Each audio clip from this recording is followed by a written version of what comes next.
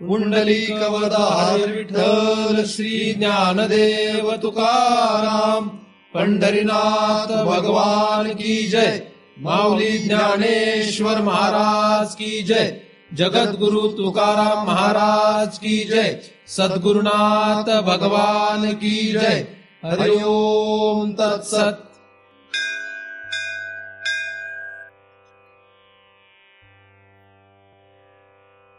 ध्यानमूलं गुरुमूर्ती पूजामूलं गुरुपदम मंत्रमूलं गुरुर्वाक्यम मुक्तिमूलं गुरुकृपा। ब्रह्मेवाहम अहम ब्रह्म न चाहम ब्रह्मणा पृथक् नाहम देहो न मे देहा केवलहम सनातन। या ठिकाणी आपण सर्वजण नेहमीप्रमाणे दृग्दृश्य विवेक या ग्रंथाचा अभ्यास करण्यासाठी एकत्रित जमलेलो आहोत। मधल्या काही दिवसांमध्ये मधल्या काही आठवड्यांमध्ये आपण एकत्र जमलो नव्हतो, परंतु पुन्हा एकदा आपण या शुक्रवारी इथे एकत्रित जमलेलो आहोत आणि भगवान श्री आद्य शंकराचार्यांनी लिहिलेल्या या ग्रंथाचा आपण जो अभ्यास करीत होतो तोच पुढे आपण सुरू करीत आहोत। 28व्या श्लोकाचा आपण अभ्यास करीत होतो। अखंड एकरसम वस्तु सच्चिदानंद लक्षणम इत्यविच्छिन्न चिंतेयम समाधिर्मध्यमो भवेत, असा हा 28व्या क्रमांकाचा श्लोक आहे। या श्लोकातील पहिल्या भागाचा आपण विचार करीत आहोत। सरळ सरळ या श्लोकाचा जो अर्थ आहे तो अखंड एकरस सच्चिदानंद स्वरूप जी वस्तू आहे, म्हणजे जे ब्रह्म आहे, अशा ब्रह्माचं आतमध्ये चिंतन करत राहणे। तसं चिंतन जर आतमध्ये होत असेल तर ती जी समाधी आहे त्याला मध्यम समाधी असं म्हणतात। असं आपण या श्लोकाचा सरळ सरळ विचार केलेला आहे। त्यातील पहिल्या शब्दाचा आपण आधी विचार केला, अखंड म्हणजे काय। त्यानंतर दुसऱ्या शब्दाचा आपण विचार करीत होतो, एक रस म्हणजे काय। तर अखंड हे जे विशेषण आहे हे ब्रह्माला वापरण्यात आलेलं आहे किंवा वस्तूला वापरण्यात आलेलं आहे। तसंच एकरस हे सुद्धा विशेषण आहे, हे ब्रह्माला वापरण्यात आलेलं आहे। तर रस म्हणजे काय, रस हा जो शब्द आहे हा शब्द काय आपल्याला नक्की दाखवतो किंवा काय आपल्याला शिकवतो याचा आपण मागे विचार केलेला आहे। तर रस हा आपल्याला व्यवहारामध्ये माहीत आहे की आपण जेवणामध्ये षडरस असतात। तर रस नसेल तर जेवण होऊ शकत नाही। तर रसना इंद्रियाचा रस जसा असतो तसाच सर्व इंद्रियांचा रस असतो, फक्त त्याला रस म्हणत नाही। म्हणजे डोळ्याने काहीतरी आपण पाहतो तो सुद्धा काय आहे, तो रसच आहे। म्हणजे रस हा त्या इंद्रियात असतो असं म्हणता येत नाही। तर तो रस कुठे असतो, त्या विषयात असतो। त्या विषयामध्ये रस असतो, त्या विषयात रस आहे असं इंद्रियांच्या द्वारे आपल्याला लक्षात येतं।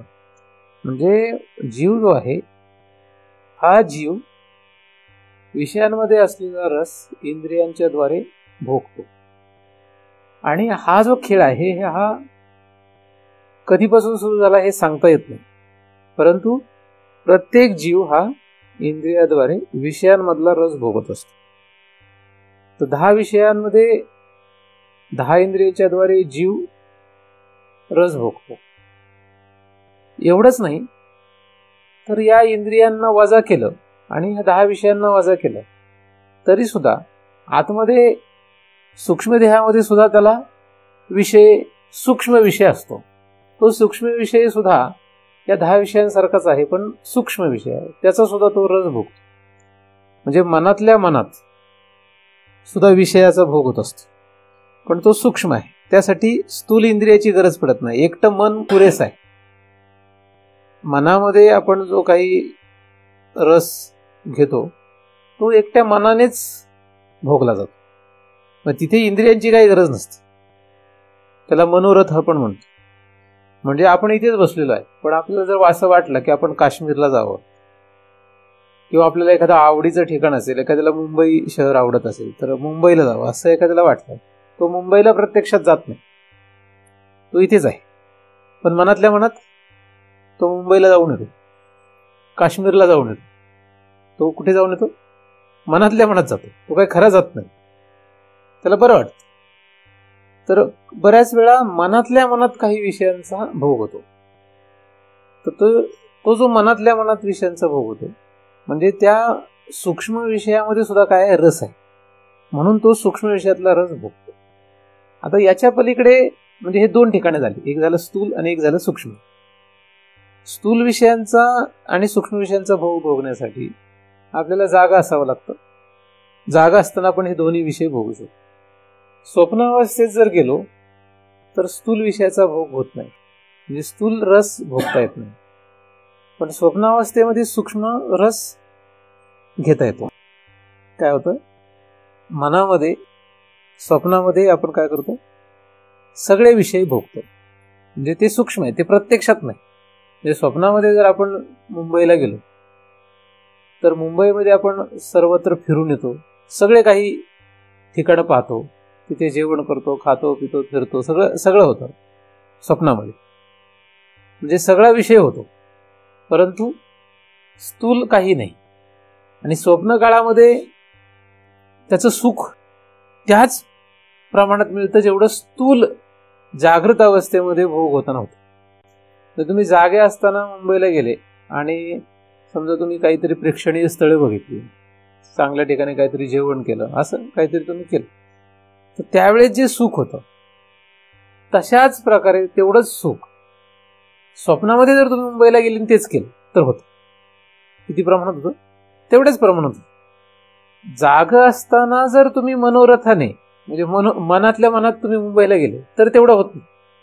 पण स्वप्नावस्थेत गेलं तर होतं. जेव्हा स्वप्न भंग पावतं, आपण जागे होतो, तेव्हा मग लक्षात येतं की अरे ते काही नव्हतं. पण स्वप्न काळामध्ये मात्र त्या विषयाचा तसाच भोग होतो जसा जागृतीमध्ये मुंबईला गेल्यानंतर आपल्याला त्या विषयाचा भोग होईल, तेवढ्याच प्रमाणात. तर सांगण्याचा मुद्दा आहे, दोन्ही ठिकाणी आपल्याला रस आहे. किती ठिकाणी? जागृतमध्ये पण आहे, स्वप्नामध्ये सुद्धा आहे. जागृतमध्ये अधिक काय? जागृतमध्ये स्थूल अधिक सूक्ष्म आहे. स्वप्नामध्ये काय? फक्त सूक्ष्म आहे, जे स्थूल नाही. स्वप्नामध्ये प्रत्यक्षात तुम्ही जेवलेले नाहीत, स्थूल रूपाने जसं आपण जेवतो तसं जेवलेले नाहीत. स्वप्नामध्ये तुम्ही कुठलेही प्रेक्षणीय स्थळ प्रत्यक्षात बघितलेलं नाही, जसं स्थूलमध्ये आहे. म्हणजे स्थूल आणि सूक्ष्म, जागृत आणि स्वप्न ह्याच्यामध्ये फरक आहे. पण रसाचा जर विचार केला तर दोन्ही ठिकाणी तसंच आहे, सारखंच आहे. जागृतीमध्ये जसा रस मिळतो तसाच स्वप्नामध्ये पण रस मिळतो. मग तो रस सुखाचा असो का दुःखाचा असो, कारण विषय हा फक्त दुःखाचाच असतो का? फक्त सुखाचाच असतो का? नाही, विषय सुखाचा पण असतो, दुःखाचा पण असतो. काही विषयांमध्ये दुःख आहे, काही विषयांमध्ये सुख आहे. सुख आणि दुःखांचा विषय आहे. विषयामध्ये काय? विषयामध्ये सुख दुःख दोन्ही आहे. विषयामध्ये फक्त दुःख नाही आणि विषयामध्ये फक्त सुख नाही. कधी सुख कधी दुःख, कधी सुख कधी दुःख, असं विषयामध्ये चालत असतो, खेळ येतो. जगातला कुठलाच विषय असा नाही की ज्याच्यात फक्त सुख आहे, आणि जगात कुठलाही विषय असा नाही की ज्याच्यात फक्त दुःख आहे. असाही कुठला विषय नाही. सुख दुःख मिश्रण आहे. पण आपल्याला आशा असते की आपल्याला त्याच्यातून सुख मिळेल, आणि जेवढ्या विषयामध्ये आपल्याला आशा आहे की सुख मिळेल त्याच्या मागे दुःख कुठेतरी येतच. तरी सुद्धा आपण त्या खेळातून बाहेर पडण्याची इच्छुक नाही. त्यामुळे ते चालू राहणार जिथपर्यंत आपल्या इच्छेवर हा खेळ आहे. हा जो खेळ आहे कोणाच्या इच्छेवर आहे? हा आपल्या इच्छेवर. तुम्हाला आवडतंय मग चालू राहणार. आपली इच्छा बदलत नाही तिथपर्यंत ते बंद नाही होऊ शकत. तर ह्या दोन्ही ठिकाणी रस आहे, दोन्ही ठिकाणी स्थूल आणि सूक्ष्म प्रकारचा रस आहे. त्या वेळेला मात्र तो स्थूलच आहे. म्हणजे स्वप्नामध्ये जेव्हा आपण एखादा विषय भोगतो तेव्हा तो खरा तर स्थूलच असतो. जागा झाल्यावर कळतं की तो सूक्ष्म होता, म्हणजे खरं नव्हतं काही. अशी दोन ठिकाणं आहेत. तिसरं ठिकाण आहे ते म्हणजे सुषुप्ती. सुषुप्तीत रस आहे का नाही? सुषुप्तीत रस आहे का नाही? सुषुप्तीत पण रस आहे. सुषुप्तीत जो रस आहे तो कसा आहे? ज्या प्रकारे जागृतीत आहे, ज्या प्रकारे स्वप्नात आहे, त्या प्रकारे तिथे रस नाही. जागृतीमध्ये जसा रस आहे तसा स्वप्नात आहे का? खरं बघितलं तर जसा जागृतीत रस आहे तसा स्वप्नात आहे का? नाही.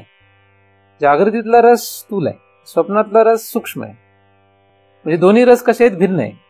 पण दोन्ही रस जे आहेत ते आपल्याला रसच आहेत हे लक्षात घेता येते. जागृतीमध्ये आणि स्वप्नामध्ये दोन्ही मधले रस काय? रसच आहेत. फक्त त्याच्यामध्ये थोडासा बदल आहे, एक स्थूल आहे, एक सूक्ष्म आहे. तर स्वप्नातला रस जो आहे तो ह्याच्यापेक्षा थोडा वेगळा आहे. तो ना स्थूल आहे ना सूक्ष्म आहे.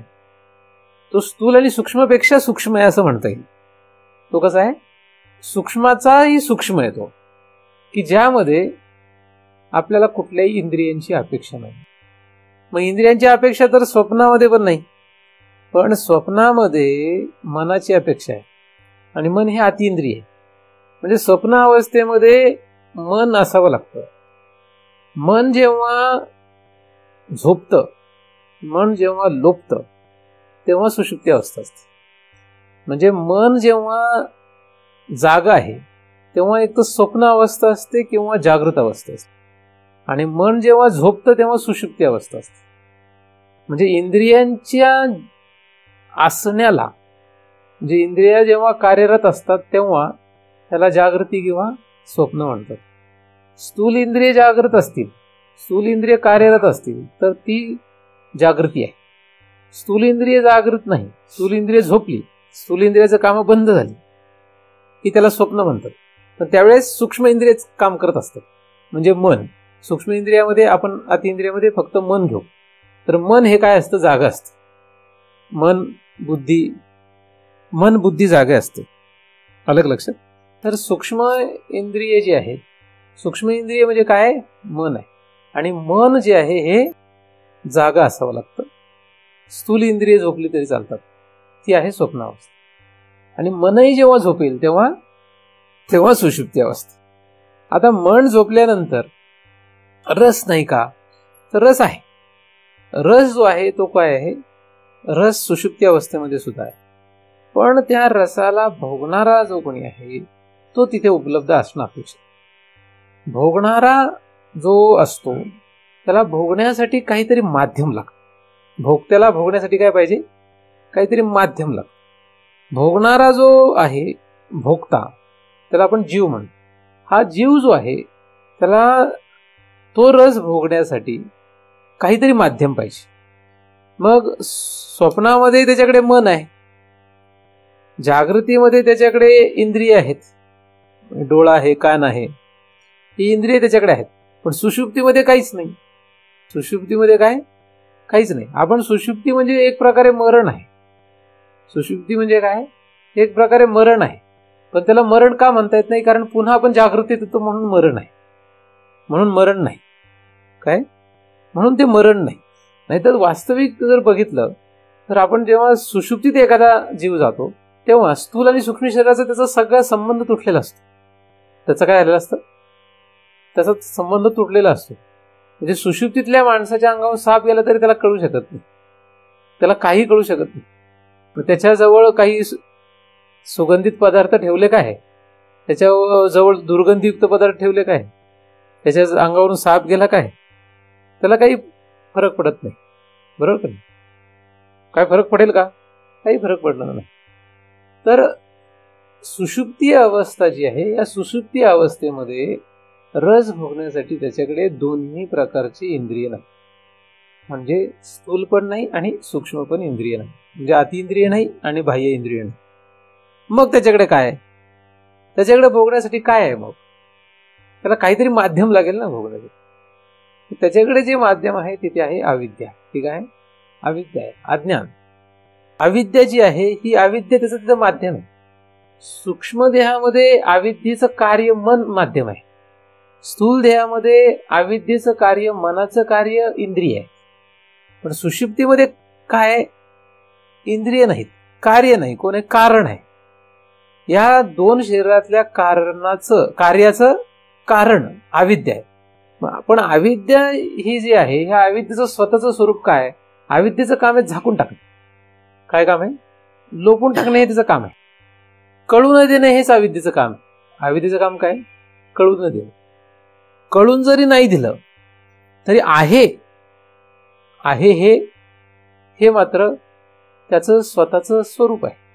रस जो आहे, रस जर भोगायचा असेल तर त्या जीवाला काहीतरी माध्यम लागतं. सुषुप्ती अवस्थेमध्ये अविद्या हे माध्यम आहे. ज्याप्रमाणे एखादा मनुष्य अंधारात जर बसला, अंधारात तो बसला, तर त्याला तो दिसेल का? त्याला तो दिसेल का? त्याला दिसणार नाही. पण तो दिसणार नाही जो त्याला माहीत असतं तरी सुद्धा मी आहे. त्याला काय माहित आहे? मी आहे हे माहीत आहे, पण मी आहे हे तो सिद्ध नाही करू शकत. अंधारामध्ये बसलेला मनुष्य मी आहे हे सिद्ध करू शकत नाही. अंधारातल्या माणसाचं तोंड जर बंद केलं आणि त्याला म्हटलं तू आहे हे सिद्ध कर, तर करता येईल का? कारण तोंडाने फक्त तो सांगू शकत होता, पण तोंड बंद केला आपण समजा, तर त्याला सांगता येणार नाही मी आहे. पण तो नाही असं नाही, त्याला माहिती आहे मी आहे. तशी सुषुप्तीमध्ये स्थिती आहे. सुषुप्तीमध्ये मी आहे हे सांगण्याची अवस्थाच नाही, पण मी आहे हे माहीत आहे, पण सांगता येणार नाही. मग ते सांगण्यासाठी आता या ठिकाणी मी आहे असं म्हणण्यापेक्षा सुषुप्तीमध्ये रस आहे, पण तो रस जो आहे तो सांगता येत नाही. तो रसभोग जो आहे तो सांगता येत नाही सुषुप्तीमध्ये. ते सांगण्यासाठी पुन्हा इंद्रियाची गरज पडते. मग मन लागतं किंवा मग इंद्रिय लागतं. मग जागा झाल्यावर त्याला सांगता येतं की मी झोपलो होतो आणि मी सुखाने झोपलो होतो, म्हणजे मी सुख भोगतो. मला गाढ झोप लागली होती, मी शांत झोपलो होतो, मला बरं वाटत होतं. म्हणजे काय झालं? याचा अर्थ त्याने तिथे तो रस भोगलेला. म्हणजे सुषुप्तीमध्ये भोगलेला रस त्यावेळेस जरी सांगता नाही आला तरी स्वप्नामधून जागृतीत आल्यानंतर, जागृतीत जेव्हा केव्हा येतो तेव्हा त्याला सांगता येतं की मला बरं वाटत होतं, म्हणजे त्याने तो रस भोगलेला. तर अशा रीतीने तिन्ही अवस्थेमध्ये काय रस आहे. तिन्ही अवस्थेमध्ये काय रस आहे. तर हा जो रस आहे, ह्या तीन रसांच्या पाठीमागे जीव धावतो. जीव काय? जीव हा फक्त जागृतीत राहत नाही, जीव फक्त सुषुप्तीत राहत नाही, जीव फक्त स्वप्नात राहत नाही. तो कधी जागृतीत, कधी स्वप्नात, कधी सुषुप्तीत राहतो. तो काय करतो? तो फिरत राहतो इकडून तिकडे, तिकडून तिकडे. पण तिन्ही ठिकाणी हेतू त्याचा काय? तिन्ही ठिकाणी हेतू काय? रसभोग आहे. रसच त्याला मिळवायचं आहे, ह्याच्यासाठी तो धावतो. प्रत्येक जीव, जगातला असा एकही जीव नाही की त्याचा ह्याच्यापेक्षा वेगळा काही उद्देश आहे जगण्याचा. आणि जिथपर्यंत या तीन अवस्थेमध्ये रसभोग होत असतो त्याला जगणं असं म्हणतात. त्याला काय म्हणतात? जगणं असं म्हणतात. ह्याच्यातला एक जरी भोग बंद पडला तर त्याला मरण असं म्हणतात. त्याला काय म्हणतात? मरण. मग मरण कुठपर्यंत? जिथपर्यंत ह्या तीन भोगांपैकी एक जरी बंद पडला तिथपर्यंत त्याला मरण असं म्हणतात. त्याला काय म्हणतात? मरण असं म्हणतात. आपण, तुम्ही दिवसाचं जर आपलं पूर्ण वेळापत्रक बघितलं तर आपण काही वेळ जागृत अवस्थेत असतो, मग झोपेत स्वप्नात असतो, मग सुषुप्तीत असतो, पुन्हा जागृती स्वप्न सुषुप्ती, जागृती स्वप्न सुषुप्ती, असं आपण फिरत राहतो. असं कधीपासून करतोय? बऱ्याच काळापासून करतो. आता समजा जर हे बंद पडलं, म्हणजे समजा आपण मेलो, एखादा मनुष्य मेला तर त्याचं शरीर सुटतं. शरीर सुटल्यामुळे त्याचं काय सुटलं? जागृती सुटली. काय सुटली? त्याला जागृती कशी देता येईल? आणि जागृती त्याला द्यायची असेल तर त्याला स्थूल शरीर लागणार. म्हणून पुढचं स्थूल शरीर मिळेपर्यंत तो मेलेला आहे. काय झालं?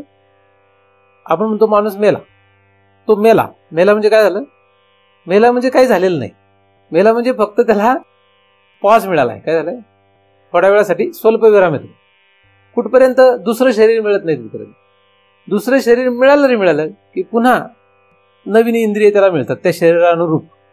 जसं शरीर असेल तसं, पक्षाचं असेल तर पक्षाच्या शरीराची प्रमाणे इंद्रिय, कासवाचं असेल तर कासवाप्रमाणे, ज्या प्रकारचं शरीर असेल, देवादिकांचं असेल तर देवादिकाप्रमाणे, तर त्या त्या शरीरानुरूप त्याला तशी इंद्रिय मिळतात. आणि पुन्हा जागृती स्वप्न सुषुप्ती सगळ्यांना असते.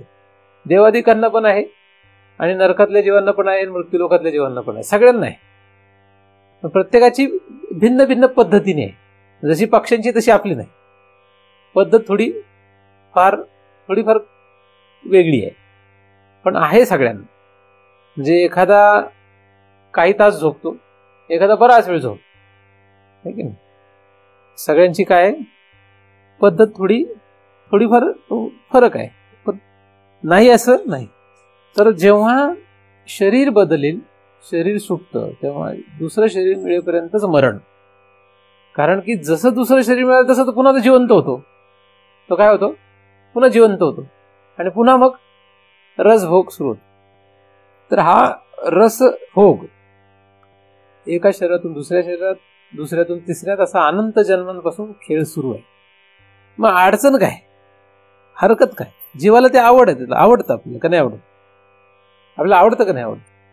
नाही असं म्हणता येणार नाही, कारण आपण ज्यावरती शरीर असं घेऊन आलो आणि आपण हे सगळं भोगतो आहोत. आणि रस हा काही फक्त सुखाचाच असतो असं मी म्हटलेलं नाही.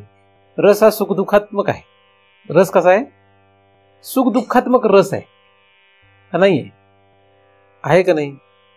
म्हणजे रस हा फक्त सुखाचाच असं काही आपण म्हटलेलं नाही. आपण त्याला काय केलंय, रस या शब्दाने व्यापक अर्थ दिला की सुख आणि दुःख दोन्ही पण ते रसच आहे. मग हे जे आहे हे बंद पडणार का? हे बंद पडणार का? हे बंद नाही पडलं, हे चालू राहणार. जिथपर्यंत जीवाला हे आवडतं तिथपर्यंत हे चालू राहणार. मग जीवाला ह्याच्या पलीकडे विचार करावा का? जीवाने ह्याच्या पलीकडचा विचार करावा का हा मोठा प्रश्न आहे. तर विचार नावाचं एक तप शास्त्रामध्ये सांगण्यात येतं. विचार हे उपनिषदामध्ये उत्कृष्ट तप मानलेला आहे. जो विचार आहे हा विचार कोणाला करता येतो? विचार बुद्धीने करता येतो. म्हणून विचार करणारा खरं जीव आहे. कोण आहे खरा विचार करणारा? कोण आहे? जीव. खरं या सगळ्याचा भोगता कोण आहे? जीव आहे. म्हणजे विचार करणाराही खरा कोण आहे? जीव आहे. त्याला विचार करण्यासाठी बुद्धी ही माध्यम आहे. बुद्धीला विचार नाही करता येत. काय करता येत नाही? बुद्धीला विचार करता येत नाही. बुद्धी जड आहे. पण बुद्धी हे माध्यम आहे विचार करण्याचं. मग जितकी बुद्धी स्वच्छ आणि चांगली असेल तितका चांगला विचार करायला जीवाला बरं पडतं. काय होतं? बरं पडतं. पण याचा अर्थ बुद्धीने विचार होतो असं नाही. सुरुवातीला वाटतं तसं, पण खरं तर बुद्धीने विचार होत नसतो. बुद्धी फक्त माध्यम आहे. विचार करणारा खरा कोण आहे? जीव आहे. मग बुद्धी चांगली आहे का वाईट आहे, शुद्ध आहे का अशुद्ध आहे, याच्यावर काही जीवाचा विचार ठरत नाही. जीव बुद्धीमध्ये जर तादात्म्य पावलेला असेल तर त्या बुद्धीप्रमाणे विचार होतो. जर तो बुद्धीमध्ये काय झालेला असेल, तादात्म्य पावलेला असेल, स्थूल शरीरामध्ये तादात्म्य पावलेला असेल तर त्याप्रमाणे विचार होतो. स्त्रीचं जर स्थूल शरीर असेल आणि जीव जर स्थूल शरीराला मी म्हणत असेल तर तो स्वतःला स्त्री म्हणणार. ह्यात नवल काय नाही का? आता इकडे बसलेले लोक स्वतःला काय म्हणतात? मी स्त्री आहे. इकडे बसलेले लोक म्हणतात मी पुरुष आहे. काय म्हणतात असं? वास्तविक स्त्री पुरुष असं कोणी नाहीये, वास्तविक नाहीये तसं. पण हे का म्हणतात? कारण की त्या शरीराशी तादात्म्य आहे. ते शरीराशी तादात्म्य असल्यामुळे तसं होतं. तसंच त्या बुद्धीशी तादात्म्य असलं तर ती बुद्धी जर विचित्र असेल तर विचित्र मी आहे असं वाटायला लागतं. म्हणजे पाप जर घडलं तर त्या पापामुळे मी पापी आहे असं वाटायला लागतं. पुण्य घडलं तर त्या पुण्यामुळे मी पुण्यवान आहे असं वाटायला लागतं. म्हणजे स्थूल शरीर सूक्ष्म शरीराच्या तादात्म्यामुळे असं घडतं. वास्तविक स्थूल शरीराला जर वजा केलं तर जीव काही स्त्री नाही आणि पुरुष नाही. तसं बुद्धीला वजा केलं तर जीव चांगला किंवा वाईट, पापी किंवा पुण्यवान असा नाही खरं तर. बरोबर का नाही? पण तसं लक्षात एकदम येत नाही. म्हणून पहिल्यांदा स्थूल शरीराने आधी स्वच्छ व्हावं लागतं, मग सूक्ष्म शरीराने म्हणजे बुद्धीने स्वच्छ नीट व्हावं लागतं. मग त्या जीवाला जरा कळतं की असं आहे. असो, तो एक वेगळा अभ्यास आहे. तर जीव जो आहे हा जीव खरा विचार करणारा आहे. त्याने काय विचार करावा? त्याने विचार करावा की हा रस जो मी भोगतोय हा रस काय आहे. काय विचार करावा? त्याने विचार करा. बुद्धीने विचार करू नये. बुद्धीने काय करावं नाही? जीवाने विचार करा. तुम्ही जीवाने पण विचार करू शकता, बुद्धीने पण विचार करू शकता. जीवाला जे शक्य आहे ते बुद्धीला शक्य नाही. जीवाला जे शक्य आहे ते बुद्धीला शक्य नाही. जे बुद्धीला शक्य आहे ते इंद्रियाला कदाचित शक्य नाही. जे इंद्रियाला शक्य आहे ते बुद्धीला शक्य आहे. जे इंद्रियाला शक्य आहे, जे बुद्धीला शक्य आहे ते जीवाला शक्य आहे. पण जे जीवाला शक्य आहे ते ह्या दोघांना शक्य होणार नाही. लक्षात. त्यामुळे बुद्धीला काय शक्य आहे? बुद्धीला शक्य विचार करणं. बुद्धीला विचार करणं शक्य आहे, पण ते इंद्रियांना शक्य नाही. इंद्रिय विचार नाही करू शकत. डोळ्याला म्हटलं आता तू विचार कर, डोळ्याला काही शक्य नाही. हाताला म्हटलं तू विचार कर, काही शक्य नाही त्याला. हे बुद्धीला शक्य आहे. कोणाला शक्य आहे? हे बुद्धीला शक्य आहे. म्हणून बुद्धी विचार करू शकते, पण इंद्रिय विचार नाही करू शकत. आता बुद्धीला विचार करता येतो, पण जीवाला पण विचार करता येतो. मग जीव सुद्धा विचार करू शकतो. कारण विचार करणं ही खरी तर त्या बुद्धीचं सामर्थ्य नाही, ते जीवाचं सामर्थ्य. मूर्खातला मूर्ख मनुष्य पण विचार करतो, आणि शहाण्यातला शहाणा मनुष्य पण विचार करतो का नाही? मग विचार करणं हे बुद्धीचं काम आहे का? आपण म्हणतो हा बुद्धिवान माणूस आहे, मग बुद्धिवान मनुष्य विचार करतो. आणि आपण म्हणतो हा ढ माणूस आहे, मग ढ मनुष्य विचार करत नाही का? करतो. बुद्धीच्या कमकुवतपणामुळे आपण त्याला ढ म्हणतो, आणि बुद्धीचं एकदम चांगलं भरीवपणा असतो, बुद्धी श्रेष्ठ असते, म्हणून त्याला आपण हुशार आहे असं म्हणतो. पण हुशार असो का एकदम ढ असो, दोघंही विचार करतात. म्हणजे विचार करणं उत्कृष्ट असेल तर बुद्धी चांगली असं म्हणून, आणि विचार करणं कनिष्ठ असेल तर बुद्धी कमजोर आहे म्हणून. पण विचार मात्र दोघांनाही करता येतो. म्हणून विचार करणं हे खरं तर बुद्धीचं सामर्थ्य आहे का? हे कोणाचं सामर्थ्य आहे? जीवाचं सामर्थ्य आहे. मग जीव इथं कोणी नाहीये, सगळेच जीव आहेत, म्हणून सगळेजण विचार करू शकतात. आता काय विचार करायचा हे कोणाच्या हातात आहे? बुद्धीच्या हातात नाही, ते कोणाच्या हातात आहे? जीवाच्या हातात. म्हणून इथे जीव पाहिजे. इथे कोण पाहिजे? जीव पाहिजे. म्हणून कमी बुद्धीचा जरी मनुष्य असला तरी वेदांतात त्याला फायदा आहे. वास्तविक असं लोकांना वाटतं की वेदांतामध्ये हुशार माणूस पाहिजे. तसं नाही. वेदांतामध्ये ज्याच्याकडे जीव आहे तो पाहिजे. वेदांतामध्ये कोण पाहिजे? ज्याच्याकडे जीव आहे तो पाहिजे. जीव जो घेऊन येतो त्याचं काम आहे. बुद्धी घेऊन येतो त्याचं काम नाही, तो पंडित आहे. तो पंडित होईल हुशार होऊन. जीव घेऊन येईल तर त्याचं काम होईल. म्हणून ज्याच्याकडे जीव आहे तो इथे कामाचा आहे. या जीवाने विचार करणं गरजेचं आहे की आपल्याला रस भोगायचा आहे, तर कुठला रस भोगायचा आहे, कुठला रस आपल्याला अपेक्षित आहे, कुठला रस आहे. जीव हा सदैव या रसाच्या पाठीमागे धावतो.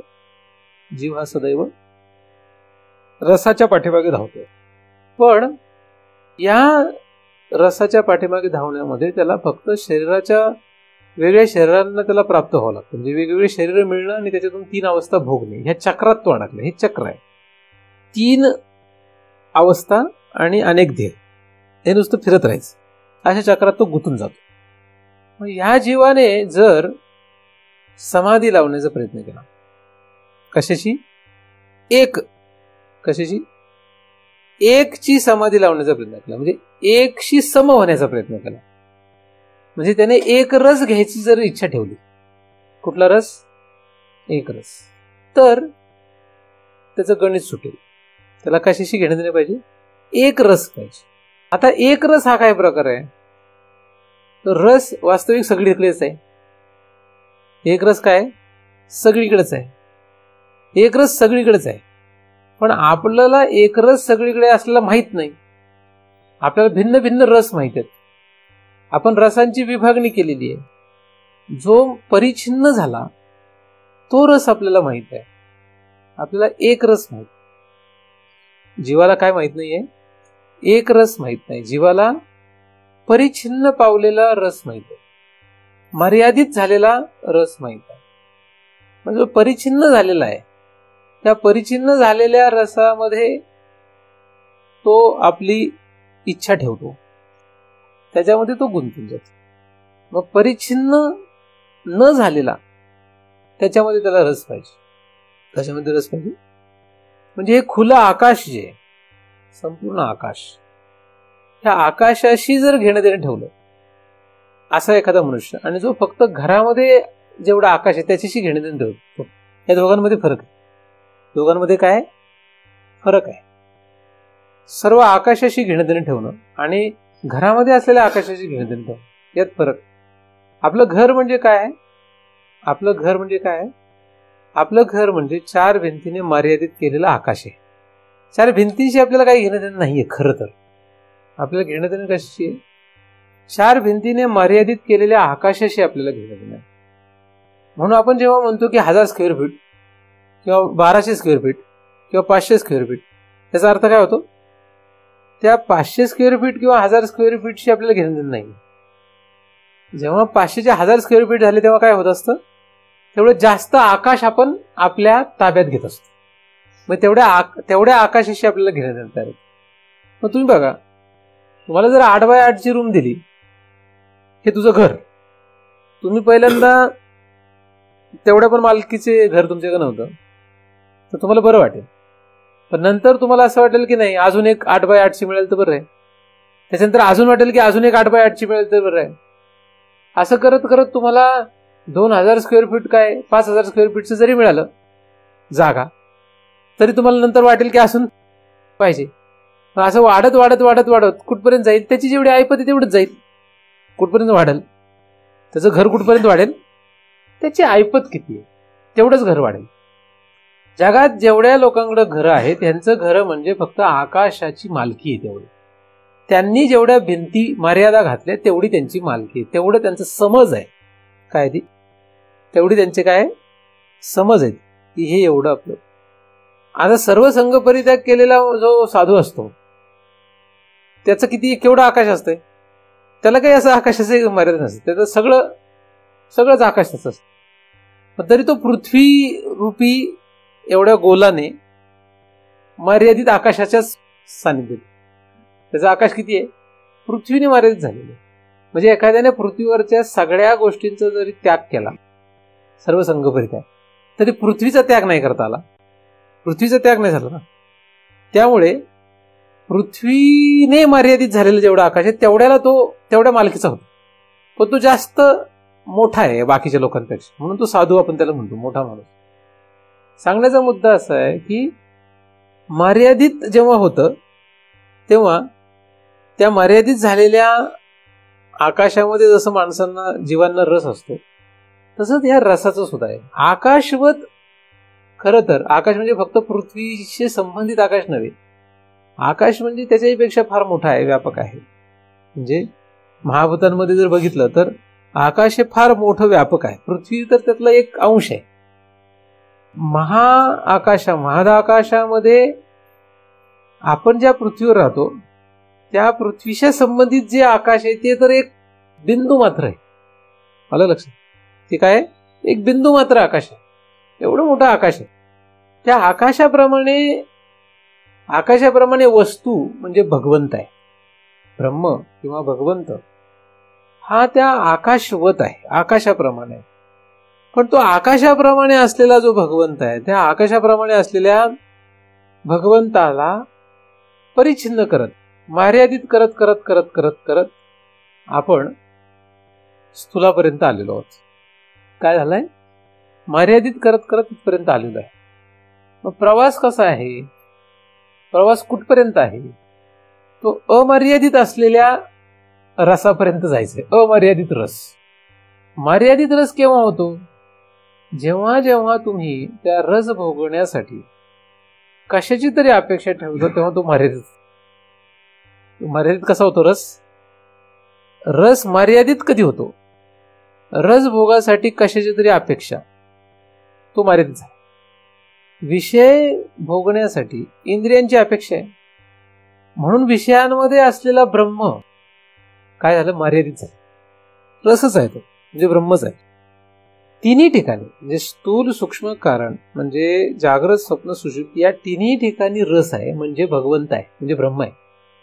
पण ते मर्यादित का झालं, कारण की त्या रसाला भोगण्यासाठी आपण कशाची तरी काय ठेवली, अपेक्षा. ह्या विषयांमध्ये रस म्हणजे भगवंत नाही का, रस म्हणजे खरं तर भगवंत, रस हा शब्द भगवंतासाठी आहे. 10 विषयामध्ये रस नाही का, म्हणजे भगवंत नाही का, आहे. आनंद म्हणजे आनंद, त्याला आनंद होता, रस म्हणजे आनंद, तो रस नाही का, ते आहे रस, आणि म्हणून तर आपण त्याच्याकडे जातो. पण आपण फसलो का, कारण की त्या रसाला भोगण्यासाठी आपण कशाच्या तरी माध्यमाची अपेक्षा.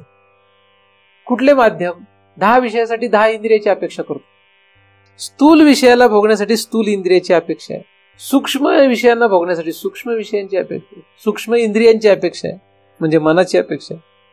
सुषुप्तीमधला विषय भोगण्यासाठी अविद्येची अपेक्षा आहे. मी गाढ झोपलो की बरं वाटेल असं आपण म्हणतो. आता तुम्ही थकले तर तुम्ही काय म्हणणार, मी जरा झोपतो, मग मला जरा बरं वाटेल.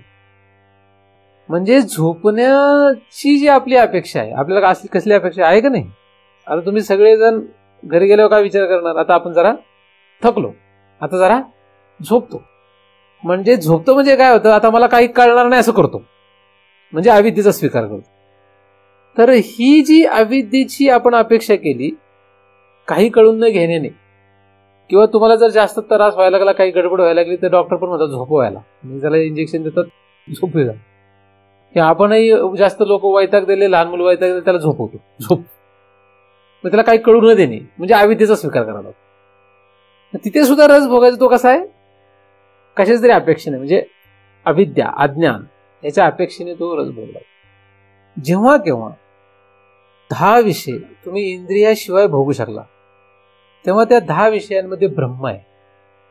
तो विषयानंद राहत नाही, ब्रह्मानंद आहे. हे एवढं सोपं नाही. इंद्रियाशी जो चोरुनी जेवे तयासीच फावे. कोणाला फावे? जो इंद्रियाशी चोरुनी जेवे तयासीच फावे. म्हणजे काय? आपण इंद्रियाची अपेक्षा ठेवतो, विषयासाठी आपल्याला इंद्रियांची अपेक्षा आहे. इंद्रियाशिवाय आपण विषय भोगण्याचा विचारच करू शकत नाही. काय करू शकत नाही? इंद्रियाशिवाय विषय भोगण्याचा विचारच करू शकत नाही. कारण अनंत जन्मांचा संस्कार आहे आपल्याला. आणि ज्ञानदेवांनी सांगितले की जो इंद्रियाशी चोरून जेवी तयासीच फावे. आता आत्मप्रभानीची नवी करुणी जो ठाण दिवी, जो इंद्रियाशी चोरून जेवी तयासीच फावे. पण यासाठी आत्मप्रभा पाहिजे. काय पाहिजे? म्हणजे भगवत ज्ञान पाहिजे, आत्मज्ञान पाहिजे, त्याचा प्रकाश पाहिजे. करुणी ठाण दिवी म्हणजे त्याचा मशाल पाहिजे, तो बोध पाहिजे, म्हणजे ते ज्ञान पाहिजे. ते ज्ञान ज्या शास्त्रामध्ये, ज्या सद्गुरूंकडे मिळतं, अशांचा संपर्क पाहिजे, अशांचा संघ पाहिजे. तर हे माहीत नाही कोण, हे सगळ्या शास्त्रात नाही. हे काही सगळ्या शास्त्रात आहे का? तसं हे सगळ्या महाराजांकडे नाही. सगळ्या शास्त्रात हे सापडत नाही. ज्या शास्त्रात आहे त्या शास्त्रातही ते सापडणं अवघड आहे. म्हणजे ज्ञानेश्वरीमध्ये ते आहे, पण ज्ञानेश्वरीतही ते सापडणं अवघड आहे. का ती कला असते. म्हणजे गायीमध्ये दूध आहे म्हणून एखाद्याने गाय विकत घेतली, पण ज्याला गायची धार कशी काढावी माहित नाही, त्याला त्या गायीचा काय उपयोग? असं ज्ञानेश्वरांनी लिहिलेलं आहे ना? का नाही लिहिलेलं? पण नसेल लिहिलं, जाऊ दे. लिहिलं असेल किंवा नसेल लिहिलं. उदाहरण पण कसं आहे, तुम्हाला दूध पाहिजे म्हणून तुम्ही गाय विकत आणली, पण काय माहित नाही, धार कशी काढायची माहित नाही. पण तुम्हाला आता तुमच्याकडे दूध आहे का नाही? पण तुम्ही ओरडून ओरडून ज्याला सांगितलं आमच्याकडे दूध आहे, तरी उपयोग काय? कारण का बरं, तुम्ही नाही म्हणू शकत नाही, आणि आता आहे म्हणता येत नाही. आपली तशी हालत आहे वारकरी लोकांची. आपल्याकडे ज्ञानेश्वरी आहे पण आपण मुक्त नाही. आपल्याकडे ज्ञानेश्वरी आहे पण आपण काय नाही, आपण मुक्त नाही. का नाही? कारण आपल्याला धार काढायची कला माहित नाही, है ना? आधी गोचिड असेल तर मग रक्त पिल. म्हणजे ज्ञानेश्वरीला गोचिड पण चिटकते, जसं गायला गोचिड पण चिकटते आणि गवळी पण चिकटतो. गवळी चिकटला तर दूध काढतो, धार काढतो तो, आणि गोचिड चिकटले तर रक्त पिते. तसं ज्ञानेश्वरी रूपी गायला गवळी पण चिकटू शकतो आणि गोचिड पण चिकटू शकते, किंवा वासरू पण चिकटू शकतं आणि गोचिड पण चिकटू शकतो. आपण गोचिड आहे का वासरू आहे? आपण गवळी नाही, जाऊ दे. गवळी म्हणजे दूध काढून स्वतः पिणार आणि दुसऱ्यालाही विकणार, नाही का? त्याला गवळी म्हणतात. आणि वासराला काय म्हणतात? स्वतः काढून स्वतः पिणार, स्वतः पुष्ट होणार झालं. तुम्ही कमीत कमी वत्स व्हा, किंवा म्हणजे वासरू व्हा, किंवा गवळी व्हा. गवळी झाला तर महाराज हा गवळी असतो. महाराज कोण असतात? महाराज गवळी असतो, स्वतःही पितो आणि दुसऱ्यालाही देतो, त्याला गवळी म्हणतात. म्हणजे महाराजांनी गवळी असावं. पण फक्त गवळ्याच पोट भरतं का दुधाने? नाही, वत्स झालं तरी चालतंय. उलट वासरू दूध पिऊन मस्त इकडे तिकडे उड्या मारत बसतं. गवळ्याला टेन्शन, दूध काढा, त्याला परत तापवा, पाणी टाका, वाढवा, असं परत करायला लागतं. मी काही फक्त ज्ञान सांगतोय का? परत पाणी टाकून वाढवतो का नाही, का नाही? तर गवळ्याचं कसं असतं, गवळ्याला बरंच व्याप असतो. पण वासराला काय, दूध प्यायचं, मस्त मजेत राहायचं, काही टेन्शन राहतं काही नाही, इकडे तिकडे उड्या मारायचं. त्याला म्हणतात वासरू. तर गवळी होण्यापेक्षा वासरू व्हायला चांगलं, म्हणून वत्स व्हा. काय व्हा? काय व्हा? वासरू व्हा. आपण वासरू व्हावं ज्ञानेश्वरीमध्ये. पण लोकांना गवळी होण्याची हौस आहे. पण गवळी नाही वासरू नाही, गोचिड असतात लोक. म्हणजे गवळी पण नाही वासरू पण नाही, काय आहे? गोचिड. ज्ञानेश्वरी आपल्याकडे असली तर आपल्याला दोन्हीपैकी एक होता आलं पाहिजे. आणि दोन्हीपैकी एक होता यावं यासाठी भगवंताकडे प्रार्थना करा. भगवंत हा दयाळू आहे, कृपाळू आहे. सर्वत्र त्याचा वास असल्यामुळे तुम्ही जिथे कुठे असाल तिथून तुमची जो प्रार्थना सहज ऐकतो. तुम्ही श्रीमंत का गरीब, तुम्ही स्त्री का पुरुष, तुम्ही ब्राह्मण का शूद्र, असा तिथे भेदभाव नाही. त्यामुळे ती प्रार्थना जितकी तुम्ही जीवाने कराल तितका तो तुमच्याकडून आहे. तुम्ही मनाने कराल, बुद्धीने कराल, तोंडाने कराल, तो ऐकत नाही. तुमचा जीव जर कलुषित असेल तर ऐकत नाही. लबाड असेल, मला माहिती आहे, मी सांगितलं परमार्थामध्ये आपल्या सगळ्यात महत्वाची गोष्ट आहे, जीवाला काय काय नाही पाहिजे? जीव लबाड नाही पाहिजे. जीव लबाड असला त्याला भगवंत कधीही वत्स किंवा गवळी होऊ देत नाही. भगवंत नाही काही, तोच त्याला आडवा येतो. लबाडी चालत नाही. काय चालत नाही? काय चालत नाही इथे? इथे फक्त लबाडी चालत नाही. कोणाला? जीवाची. जीवाने लबाडी केली की परमार्थाचा उपयोग नाही. व्यवहारात तुम्ही जगाला फसवू शकता. जगामध्ये छाती काढून किंवा असं एकदम फुगून कोण चालतो? जितका जास्त फसवतो तो जास्त असा ताट असतो. आणि जितका जास्त त्याची फसवण्याची भूमिका कमी होते तो नम्र होत जातो.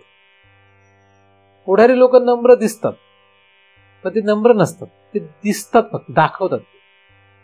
साधू संत नम्र असतात. नम्र कोण असतं? नम्र कोण असतं?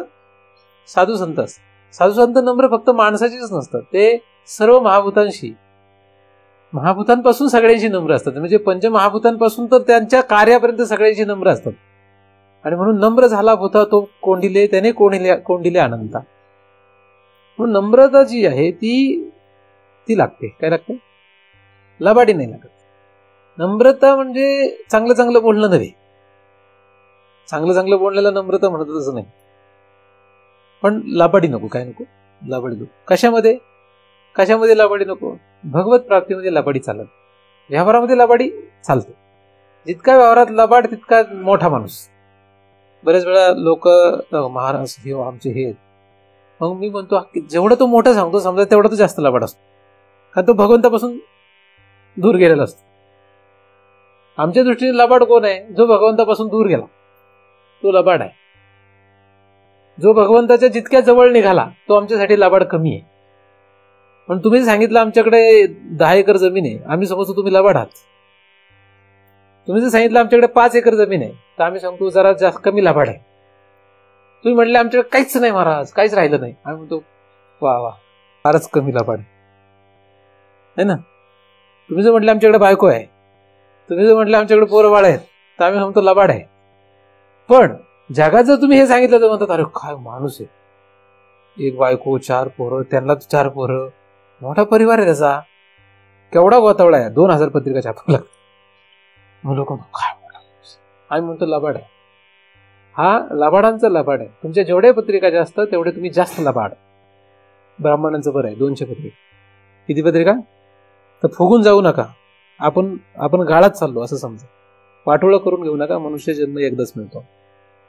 84 लक्ष योनीमध्ये कोटी कोटी वेळा फेरा घेतल्यानंतर मनुष्य जन्म येतो. मातेरं करून घेऊ नका. नको त्या गोष्टीने फुगून जाऊ नका. आणि नको त्या गोष्टीने फुगणं याचंच नाव लबाडी आहे. कारण भगवंतापासून दूर जातो याच्यात आनंद कुठला मानतोय? आहे की नाही? उत्सव कुठला साजरा करतोय? लग्न झालं म्हणून, वाटोळ झालं म्हणून रड बोलत. व्यावहारिक नाही, पारमार्थिक. भगवंतापासून लांब गेलो. पण भगवंतापासून दूर जाण्यामध्ये लोक धन्यता मानतात. म्हणजे अपरिच्छिन्न असलेल्या रसापासून दूर होण्यात लोक धन्यता मानतात. परिच्छिन्न झालेल्या रसामध्ये धन्यता मानतात. परिच्छिन्न रस हा सुद्धा त्या एक रसाचाच आहे. पण जसं हे आकाश सुद्धा त्या महद आकाशाच आहे, पण आपल्याला या आकाशात धन्यता वाटते आणि ज्ञानदेवांना विश्वची माझे घर याच्यात धन्यता वाटते. म्हणजे साधूला सर्व बाह्य आकाशामध्ये त्याला खुलं आकाश त्यासाठी हा माझा आकाश वाटतं. आणि आपल्याला मात्र हे 1200 स्क्वेअर फूटच्या घरामध्ये धन्यता वाटते. धन्यता कुठली याच्यामध्ये? राहतो ठीक आहे बाबा, धन्यता काय याच्यामध्ये? पण वाटतं आपल्याला धन्यता, आहे की नाही? एक फ्लॅट असला दुसऱ्या फ्लॅटसाठी आपण प्रयत्न, 5 एकर असेल तर 10 एकरसाठी प्रयत्न करतो आणि त्याच्यात धन्यता म्हणतो. ते सगळं दान करून टाका साधूला. मला नका करू, ज्ञानेश्वर महाराज संस्थानला दान करून टाका. तुमची सगळी शेती वगैरे सगळं बघा, जमलं तर, शक्य झालं तर अख्खं दान करून टाका. कफल्लक व्हा, देव तुम्हाला लगेच प्राप्त होईल. जो कफल्लक होतो त्याला देव प्राप्त होईल. नाही तर ज्ञान मिळवा, दोन्ही एक करा. राहू दे सगळी संपत्ती, पण ज्ञान कमवा. दोन्हीपैकी एक तर करा. हे सगळं दान कराल, तुम्हाला देव प्राप्त होणार. सगळं दान करा. काय करा? शरीरावरच्या कपड्याशिवाय सगळं दान करा, तुम्हाला देव प्राप्त होणार. दानामध्ये एवढी ताकद आहे बरं. मी तुम्हाला शरीर दान करायला नाही सांगितलं.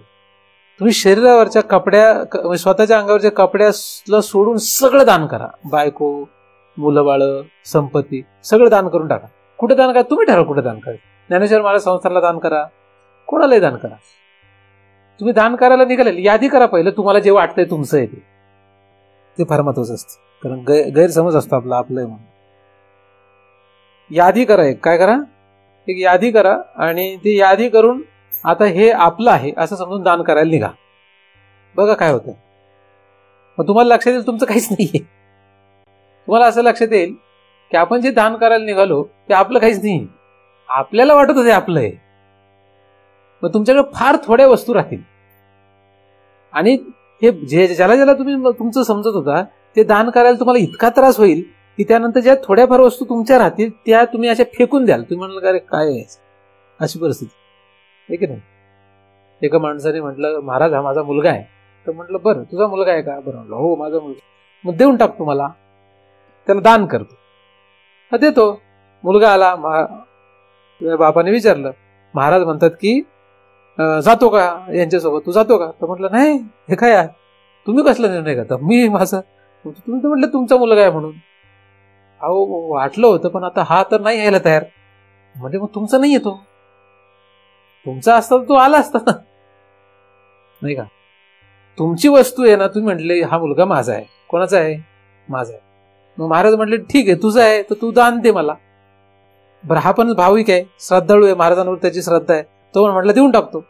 मुलगा आला, मुलाला म्हटले महाराजांसोबत जा, महाराजांना दान दिलं तू. तर मुलगा येत नाही. मग महाराज म्हटले तुझा मुलगा कसा आहे का? तुझा तू समजत होता तुझा मुलगा आहे की नाही, तू समजत होता, पण आहे का? अशा बऱ्याचशा वस्तू आपल्याकडे अशा आहेत की आपल्याला वाटतात आपल्या आहेत, त्या आपल्या नाहीत त्या. पण आपण गैरसमज करून बसलो, इतका मोठा भ्रम निर्माण करून घेतलाय कोणी जीवाने. हे शरीराचं तसंच आहे, इंद्रियाचं तसंच आहे. ज्या ज्या वस्तूंना धरून आपण ह्या रसाला भोगण्याचा प्रयत्न करतो त्या सगळ्या वस्तू माझ्या आहेत असं समजून करतो. कमीत कमी हे तरी सोडा माझं आहे म्हणून. ज्या इंद्रियांच्या द्वारे 10 विषयांचा भोग भोगतो ते इंद्रिय माझी आहेत हा गैरसमज आहे. ती माझी आहेत हा भ्रम काढ. ते मीच आहेत हा महाभ्रम आहे. इंद्रिय मीच आहे हा महाभ्रम आहे आणि इंद्रिय माझे आहे हा सुद्धा भ्रमच आहे. म्हणून ही इंद्रिय माझी आहेत हा भ्रम काढून जर 10 विषयांना भोगशील तरीच काम होत आहे. बघा आता ह्याच्यापेक्षा काय एवढं सोपं आहे का ते? कारण माझेपणाचा भाव सोडायला लागतो.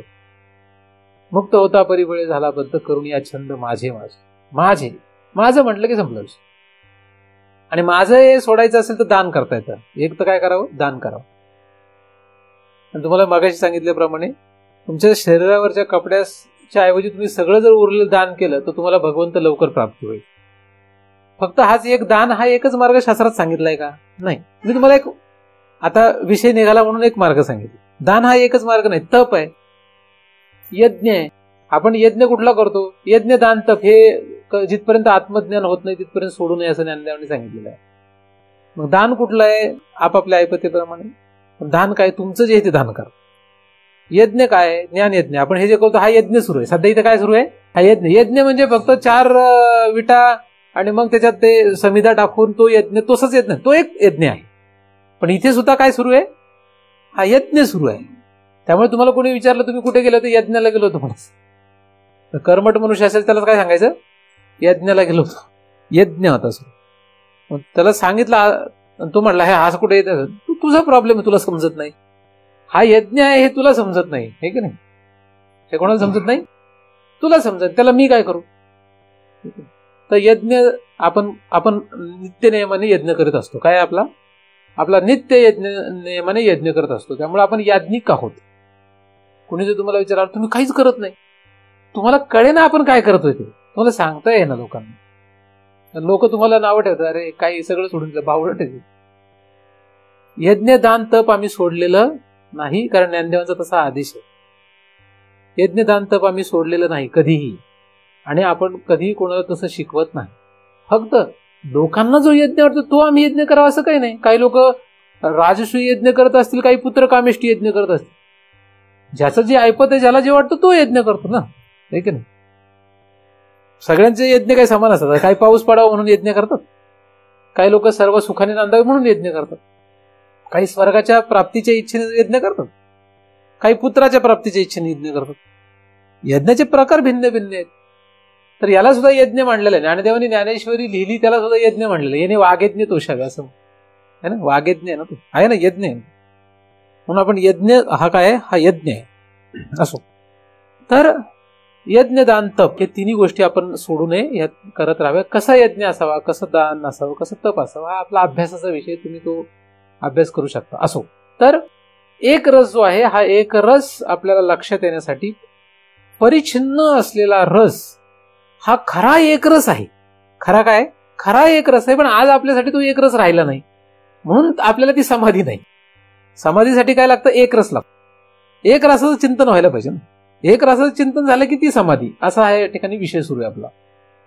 मग एक रस भोगायचा असेल, एक रस लक्षात यायचा असेल, तर काय करावं, हा विषय जो इथे गुप्त आहे, तो काही इथे प्रकट नाही, परंतु त्याचा आपण विचार करीत आहोत की हा जो विषयांमध्ये रस आहे, स्थूल रूपाने जर बघितलं विषयांमध्ये रस आहे, तर त्याला माध्यम काय लागतं, त्याला इंद्रिय लागतं. मग इंद्रियाशिवाय तो रस भोगता येतोय का बघा, प्रयत्न करा. त्यासाठी काय करायला लागेल ते करा.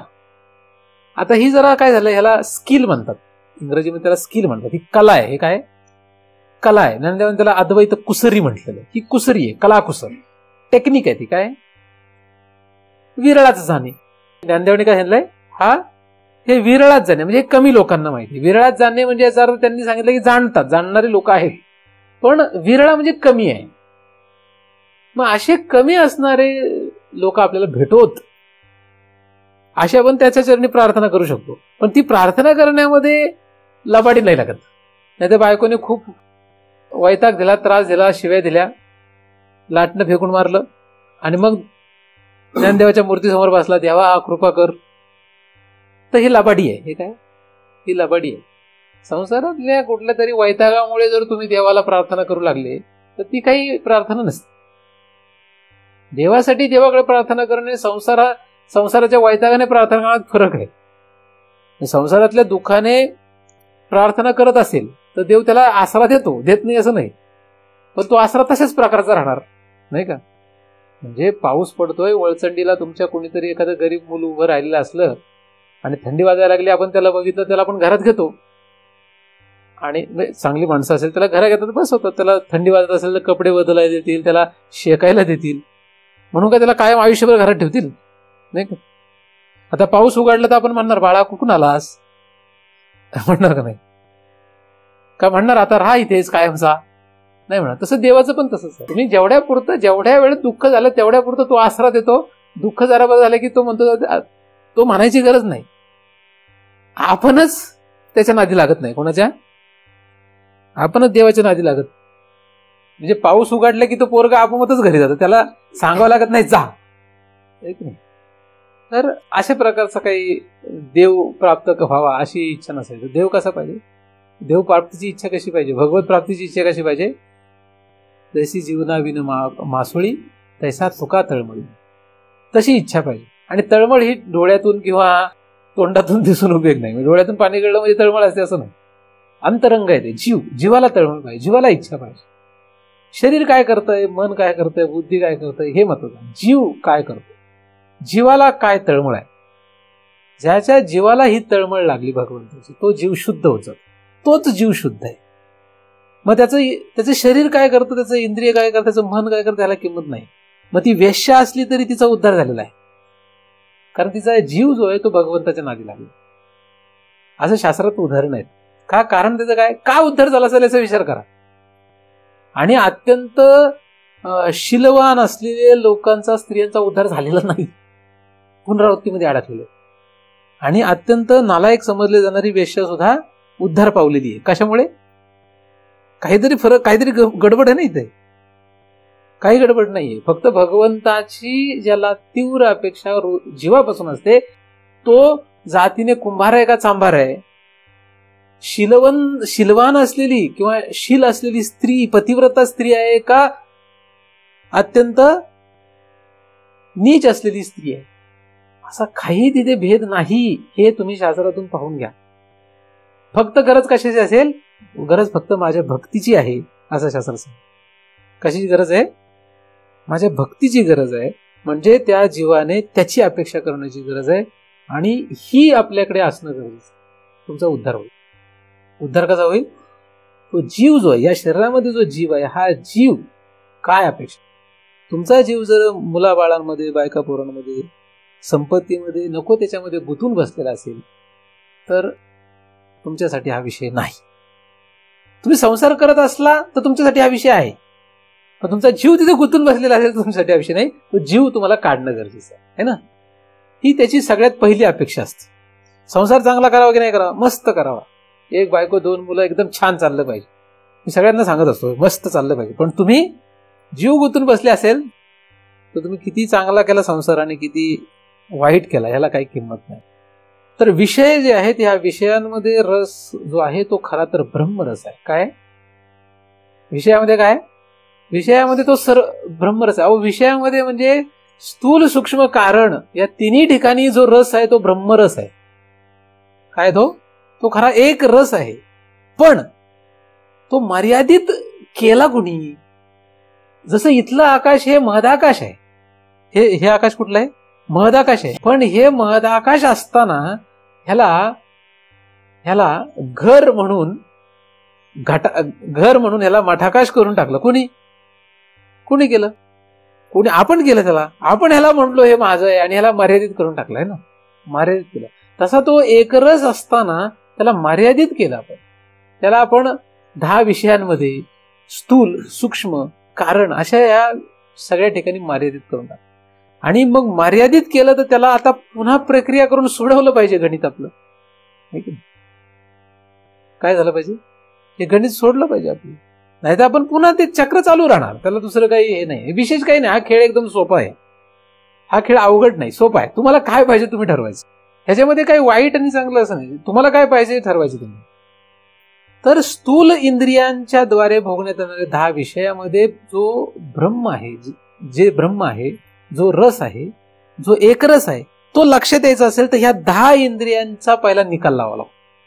आता इंद्रिय निग्रह करून करावा असं शास्त्रामध्ये सांगण्यात येतं. तर इंद्रिय निग्रह ही त्यातली पायरी आहे, तो शेवट नाहीये. आलं लक्षात? तो काय आहे? तो शेवट नाही, ती एक पायरी आहे. त्याला आपण विरोध नाही करत. मग तुम्ही इंद्रिय निग्रहाने पुढे जात असेल तर चांगली गोष्ट आहे, वाईट नाही काही ते.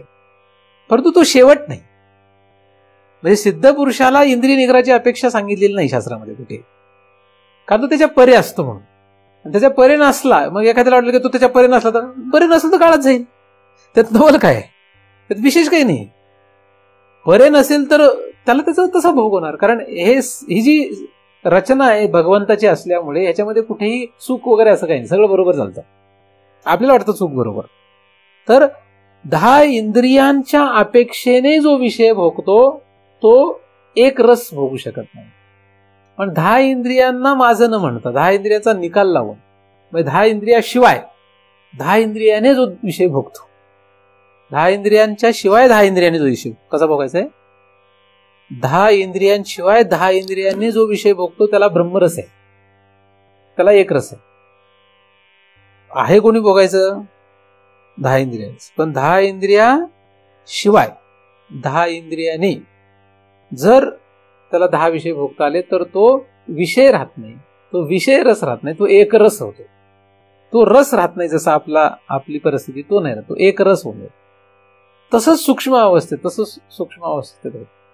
आणि स्थूलात झालं की सूक्ष्मात होतं, सूक्ष्मात झालं की सुषुप्तीत आपोआपच होतं. म्हणून सुषुप्तीचा एवढा विचार करायची गरज नाही, स्थूलावरून सुरुवात करायला. कारण परमार्थ स्थूलावरून सुरू होतो आपला, है ना. जागृतीतच परमार्थ स्वप्नात आणि सुषुप्तीत कुठं परमार्थ आहे? परमार्थ कुठं आहे? जागृतीत आहे. म्हणून जागृतीतच करावं लागतं. म्हणून ह्या 10 इंद्रियांचा निर्णय, 10 इंद्रियांशिवाय त्यासाठी अंगात तप पाहिजे. काय पाहिजे? तप लागतं. यज्ञ दान तप हे आपल्याला उपयोगाला आहेत. मार्ग आधाराला आपल्याला खूप आहेत, साधनं आपल्याला आधाराला खूप आहेत. पण हा सगळा विषय कोणाचा आहे? जीवाचा आहे. हा कोणाचा आहे? जीवाचा. जीव जेव्हा इंद्रियांना वजा करतो आणि विषयांकडे जातो, तेव्हा विषयामध्ये असलेला रस आणि जीवात असलेला रस एक होतो. वास्तविक काय आहे? वास्तविक मध्ये असलेला इंद्रिय जे आहेत ह्याच्यामध्ये खरं तर रस नाहीये, ते फक्त माध्यम आहे. पण जीव भ्रमाने ह्या माध्यमात रस ठेवतो. हे कसं आहे? एखादा तळ आहे आणि एखादा झाडाचं आळं आहे. तळ्यामधून पाणी निघालं पाटाने आणि आळ्यात पोचलं. तर आळं जे आहे ते आळ्यातलं पाणी आणि तळ्यातलं पाणी हे एकच आहे. पाट हे फक्त माध्यम आहे. तुम्ही 12 दिलं की पाटात पाणी राहत नाही, ते फक्त आळ्यात असतं आणि तळ्यात असतं. बरोबर का? म्हणजे आळ्यामध्ये आणि तळ्यात खरं जे पाणी आहे ते खरं पाणी आहे. मधल्या पाटातलं पाणी फक्त माध्यम आहे. पण मग रस कशात असतो? शेतकऱ्याला पाटात रस नसतो. ज्या शेतकऱ्याला पाटात रस आहे तो शेतकरी नाही. शेतकऱ्याला रस कशात असतो? कशात असावा? शेतकऱ्याला रस आळ्यात असावा आणि तळ्यात असावा. शेतकऱ्याचा रस कुठं असतो? आळ्यात असतो, कारण तिथं झाड आहे, आणि तळ्यात असतो कारण तिथं पाणी आहे. तसं आपला रस कुठं पाहिजे? इंद्रियात नाही. आपला रस विषयामध्ये असलेला, तिथं रस फुलणार आहे ना. इथं जसं झाड फुलतं तसं तिथे रस आहे. आणि इथे पण त्याचा काय आहे? त्याचा उगम आहे. खरं उगमस्थान इकडे आहे. त्या विषयांना खरी किंमतच नाही जिथपर्यंत जीवापासून तो वाहत चैतन्य म्हणजे हा रस त्या विषयात जातो.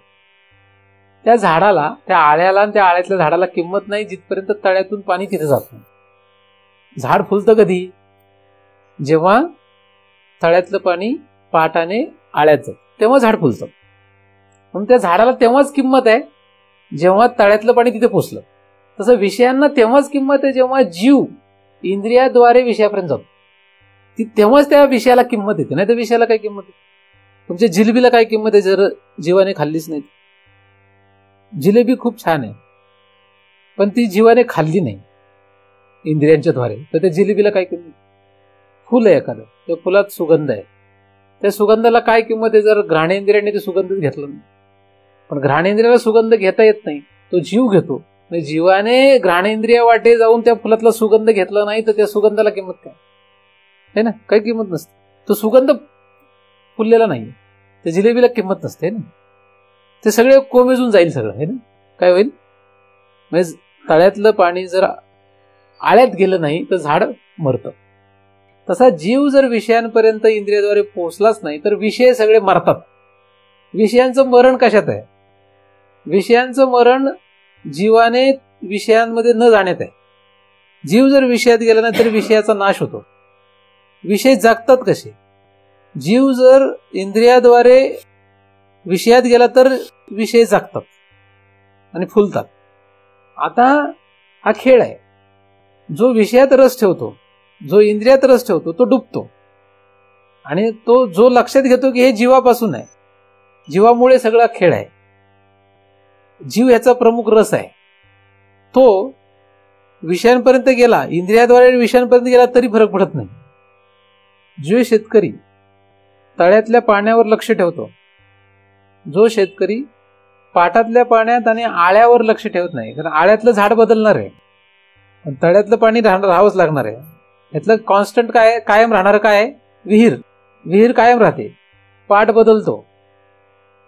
बदलतो आणि आळं बदलतं, त्यातलं झाडही बदलतं, पण काय कायम राहतं?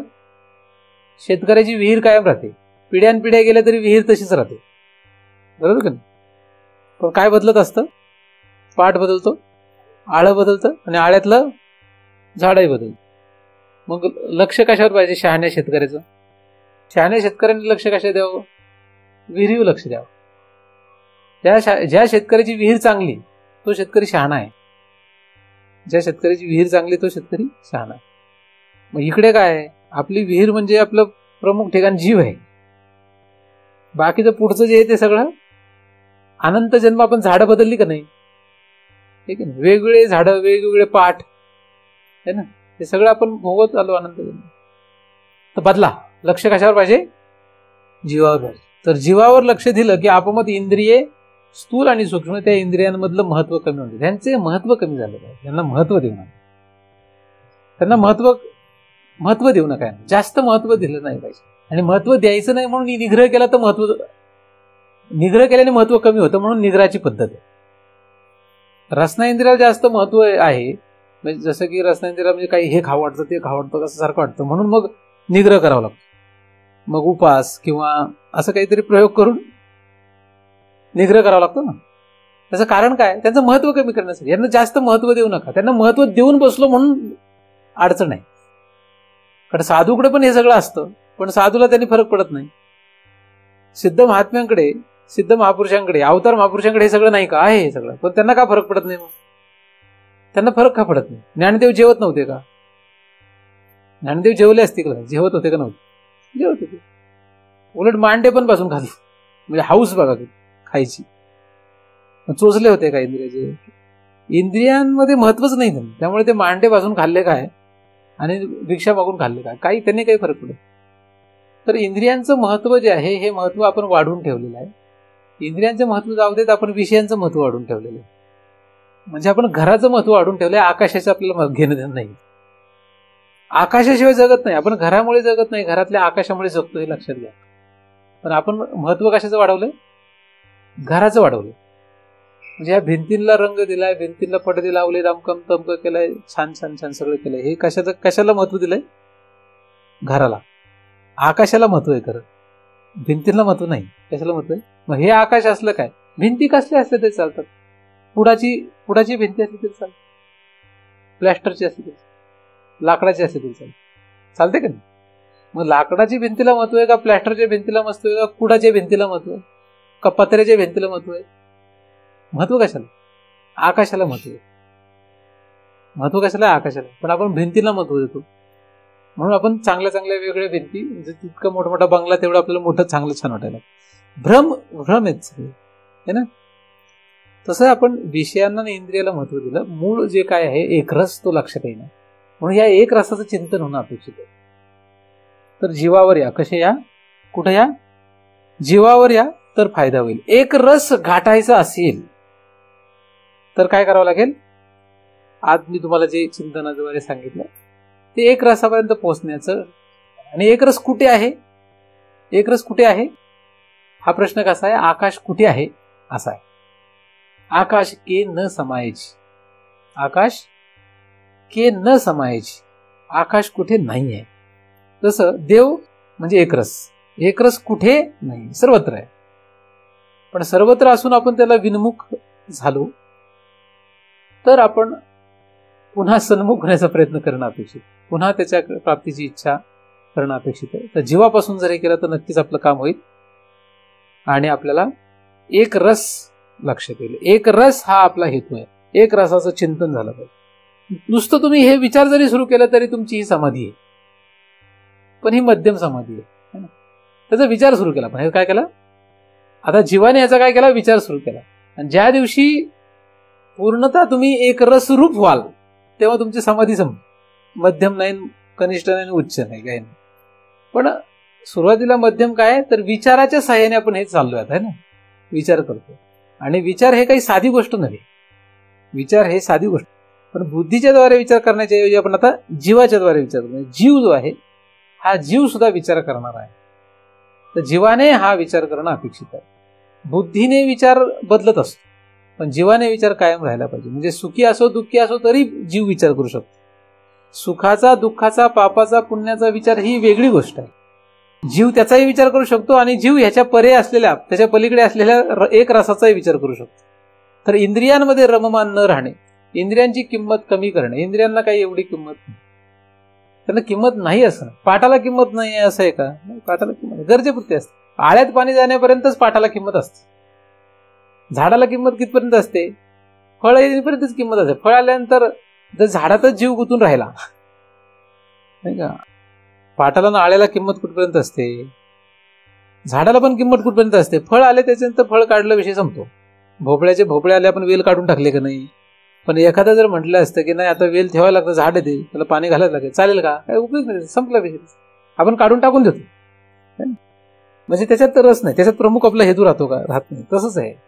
तर विषय जे आहे त्या विषयांमध्ये, इंद्रियांमध्ये ह्याच्या कुठेही रममान न राहणे, ही कला जितकी अवगत होत जाईल तेव्हा तितकं तुम्हाला एक रसाकडे जाता येईल. ही कला काय करायला लागेल? अवगत व्हायला लागेल. ही कला आहे, ही काही अशी एकदमच येते असं. जसं आपण खूप वेळा प्रयत्न केल्यानंतर आपल्याला चहा बनवता येतो. किती वेळा प्रयत्न करावा लागतो? पहिल्यांदा चहा बनवायला घेतला लगेच चहा आला चांगला असं नाही. तर बऱ्याच वेळा किंवा आपण गाडी शिकत असतो, ड्रायव्हिंग करायला लागलो, तर एकदा ड्रायव्हिंग करायला लागलं की लगेचच चांगली ड्रायव्हिंग येईल असं नाही. खूप वेळा ड्रायव्हिंग केल्यानंतर मग चांगली ड्रायव्हिंग करतात, है ना? येईलच असं नाही. आता यांनी बऱ्याच वर्ष चहा केला, पण तरी सुद्धा प्रत्येक वेळेस गोडी वेगळी असते. कधी साखर कमी अधिक होते, मीठ कमी अधिक होतं. म्हणजे किती प्रॅक्टिस करावी लागते बघा. जर व्यवहारात एवढी प्रॅक्टिस करावी लागते तर ह्याच्यातही थोडं जास्त यत्न करावा लागतो. तर कुठपर्यंत करायचं? मरणाच्या शेवटच्या क्षणापर्यंत. जेव्हा मरण येईल आपल्याला, कधी येईल माहित नाही. पण काय होतं, उत्तर काळामध्ये म्हणजे शेवटच्या काळामध्ये सगळी इंद्रिय काय होतात? आपण इंद्रिय विसरलेलो नसतो, इंद्रियातलं रममाण होणं आपण विसरलेलो नसतो. इंद्रिय शिथिल होतात, गलित गात्र होतात. काय होतं ते एकदम सगळी इंद्रिय काय होतात? गळतात. त्यामुळे त्या अवस्थेला गेल्यानंतर मग नाही काही करता येत. म्हणून तरुणपणात करावं लागतं. म्हाताऱ्या लोकांचं हे काम नाही, खरं तर हे काम म्हाताऱ्या लोकांचं नाही, हे काय तरुणपणात हे करावं लागतं. कारण एकदा इंद्रिय निकामी झाली की मग काय उपयोग.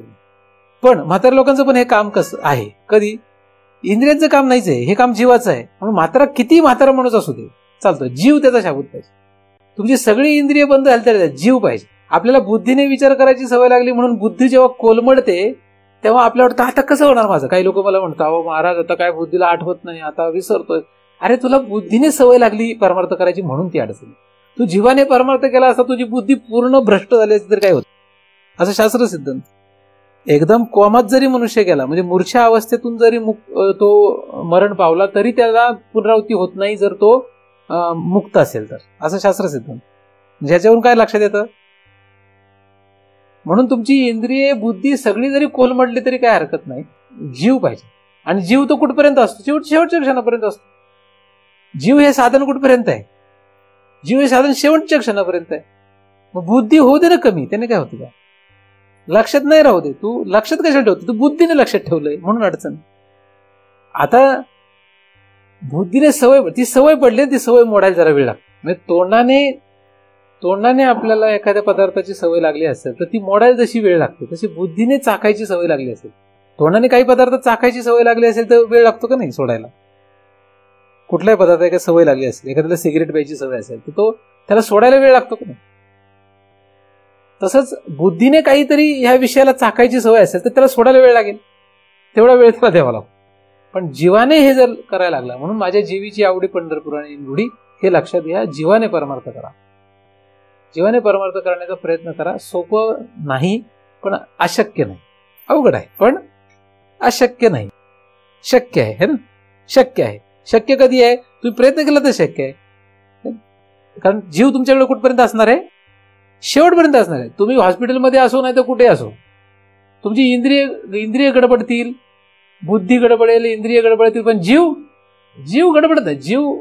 तुम्ही बुद्धीत गुंतून असले, शरीरात गुंतून असले तर जीव गडबडत. त्यामुळे जीवावर लक्ष ठेवला तर सगळं शरीर अत्यंत निकामी झालं, दोन्ही शरीर, तरी काही होणार नाही हे लक्षात ठेवा. कारण ही फार मोठी म्हातारपणामध्ये भीती असते. तर भीती करायचं काहीच कारण नाही. काम कोणाचं आहे आपलं? जे जीवाने परमार्थ करतात त्यांना शेवटच्या क्षणापर्यंत भीती नाही. कारण की शेवटच्या क्षणापर्यंत जीव तर जाणारच नाही. कोण जाणार नाही? जीव जाणार नाही. म्हणजे या जन्मात जरी एखाद्याचा उद्धार नाही झाला तरी शेवटच्या क्षणापर्यंत तुमच्याकडे साधन जीव आहे ना. जरी शरीर आणि दोन शरीर वीक झाली, ते त्याचं गलित गात्र झाली सगळं, गळाले सगळे, तरी कोण राहतंय? जीव आहे. म्हणून जीवाने करण्याचा प्रयत्न करा, आणि तो शक्य आहे जर तुम्ही इंद्रियावर, शरीरावर जास्त गुंतून नाही बसले, त्याच्यात जास्त लक्ष द्या, विषयांमध्ये जास्त गुंतून नाही बसले, विषयांमध्ये, शरीरामध्ये, इंद्रियांमध्ये जर आपण जास्त रममान राहिलो नाही, जीवावर लक्ष ठेवून राहिलो, कायम जीवावर लक्ष ठेवून, कुठेही राहा, जीवावर लक्ष. पण बायका मुलांमध्ये जर जीव गुंतून राहिला असेल तर मग फरावर, मग हे शक्य नाही. काही करा, पण असं करण्याचा प्रयत्न कराल तर एक रस सापडेल, आणि हा एक रस त्या जीवाने विचार करायला लागला की जी समाधी साध्य होते त्याला मध्यम समाधी असेल. तो काही शेवट नाही. त्या जीवाने त्या एक रसाशी एकरूप होऊन, एक रस आणि जीव वेगळा नाही, ही खरी अवस्था आहे, हा खरा शेवट आहे. पण त्याच्या आधी तो त्याचं कमीत कमी चिंतन तरी करू लागला. तोही अवघड आहे, पण समजा तिथपर्यंत पोहोचला तर ती मध्यम समाधी असं या ठिकाणी सांगितलं. एक रसाने मध्यम समाधीला, पण एक रसाच्या चिंतनानेच मध्यम समाधीला, अशा समाधीपर्यंत, अशा या अवस्थेपर्यंत तरी आपल्याला कमीत कमी पोहोचता यावं. यासाठी तो परमदयाळू भगवंत आपणा सर्वांवरच कृपा करोत अशी त्याच्या चरणी प्रार्थना करतो, आणि त्याच्या कृपेनेच निर्माण झालेले चिंतन त्याच्या चरणी अर्पण करून इथेच पूर्णविराम.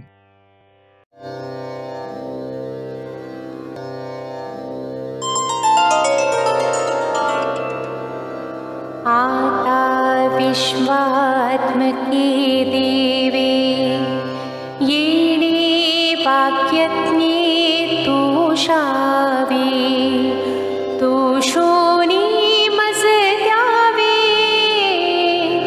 फसाय दान हे, जे खळांची व्यंकटी सांडो, तया सत्कर्मी रते वाढो, भूता परस्परे पडो,